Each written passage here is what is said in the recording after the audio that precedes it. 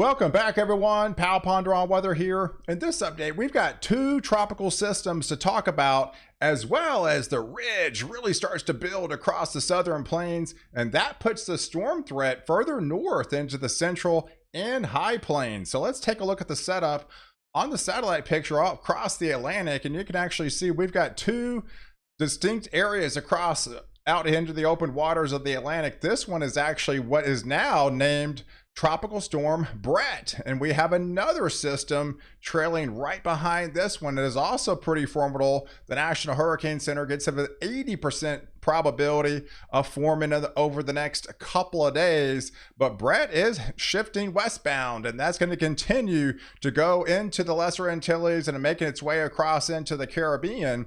At the same time, we've got a system out here across the southeast. It's dumping copious amounts of rain across, especially into the Carolinas.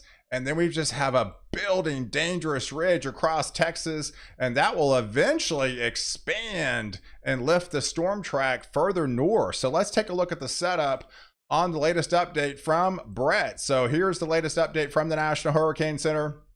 We do, in fact, have a formidable storm, and that's shifting westbound.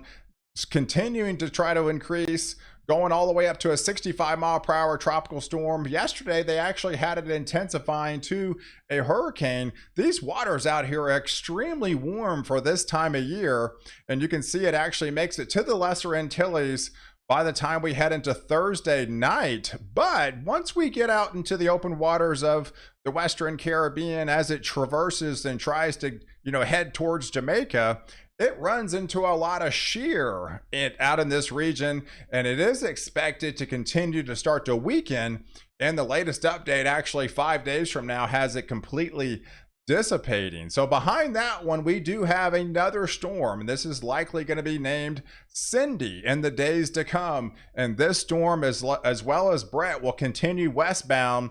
This one takes a little bit further northern track, and if it does form, then that is likely to go out to sea. So we've got two storms to talk about, but it doesn't look like it's going to be any greater impact to high land masses besides the Lesser Antilles. So, but man, the heat is dangerous, folks, in Texas. I mean, yesterday they broke all kind of records. Heat indices were into the 120 range. San Angelo tied the all-time record, 111 degrees. Del Rio was 115. The heat indices were just stifling hot. DFW actually tied the all-time back from 1980, 116 degrees feels like, and it's going to be every bit, if not more, today as this ridge is really going to start to dominate and expand. It is just, but the dangerous heat indices have the extreme. I mean, nearly 70% of the state here is under excessive heat warnings. That's 110 degrees or higher on the heat index. That's some serious stuff, folks. And so if we zoom in today, we could be looking at numerous record highs. In fact, they're estimating about 13 record highs across Texas as the heat is just soaring. This is the actual temperatures, folks. It's completely the opposite up here in the Pacific Northwest. It's almost downright chilly, if not comfortable, once you get into the afternoon time frame. But some of these highs won't even get out of the 50s, but even low 60s is going to be feeling really nice up here. And if you want to escape the heat, it's going to be out here in the Pacific Northwest. But you see the trend, folks. This ridge will slowly start to build. You see the 90s shifting all the way up into the high plains here. Eventually, that's going to shift the storm threat and the severe threat further north. But for the next couple of days, man, this heat is just intense. This is the latest.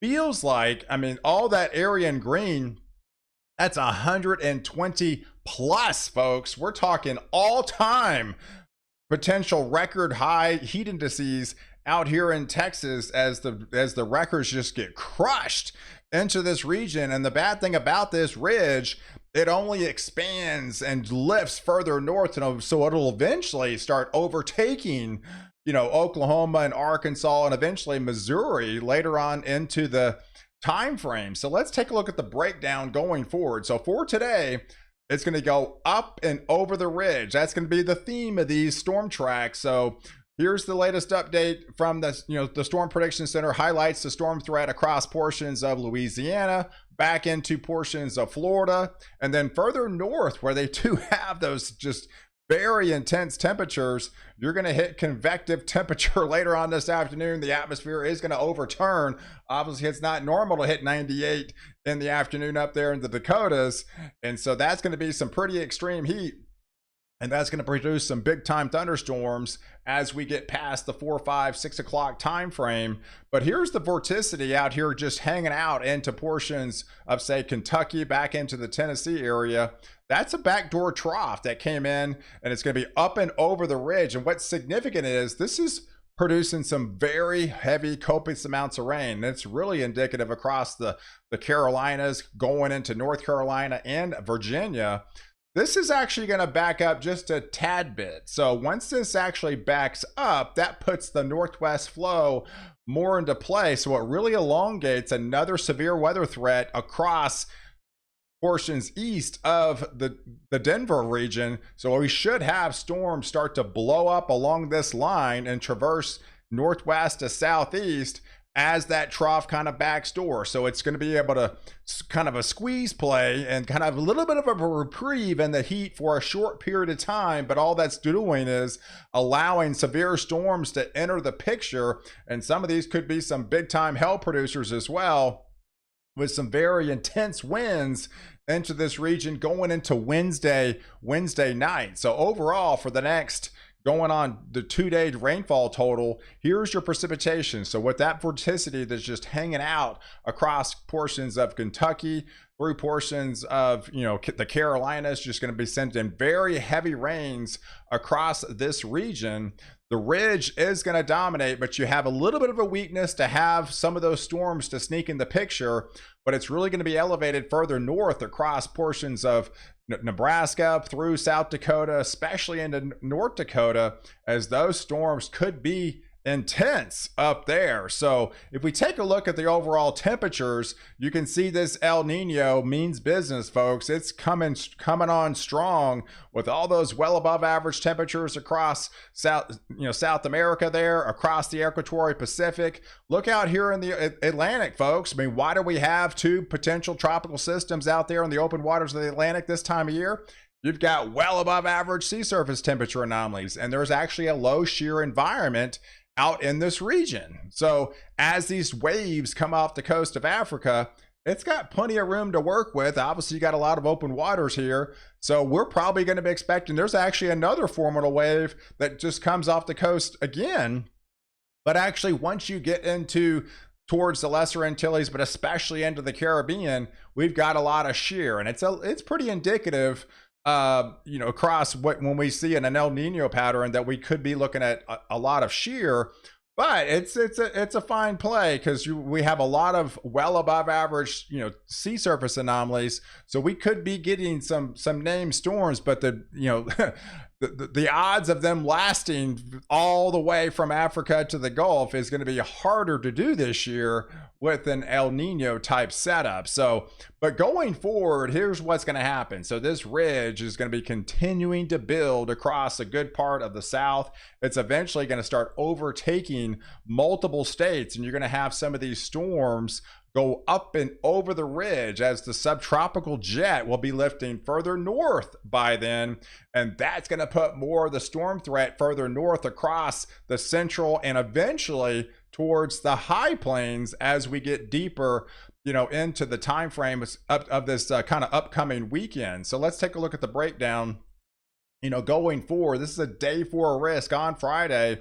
We do see storms kind of blow up across this region, across the eastern, east of Denver area, through North Platte, through portions of Goodland, all the way down into Dodge City. This will be likely to expand as we get closer to this event, because this is the highlighted corridor, where the storm track is going to be. And it's all indicative where they're going to be having extreme cape along this region.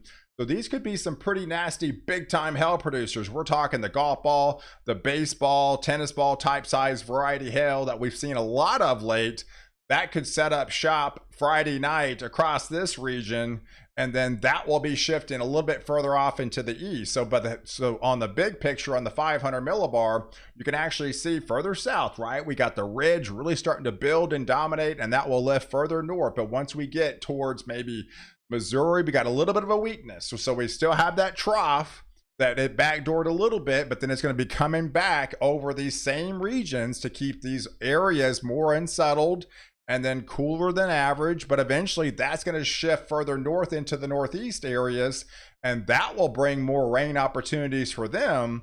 At the same time, if we head out west, we've got that active subtropical jet, right? Still continuing to lift further north as the ridge continues to lift further north.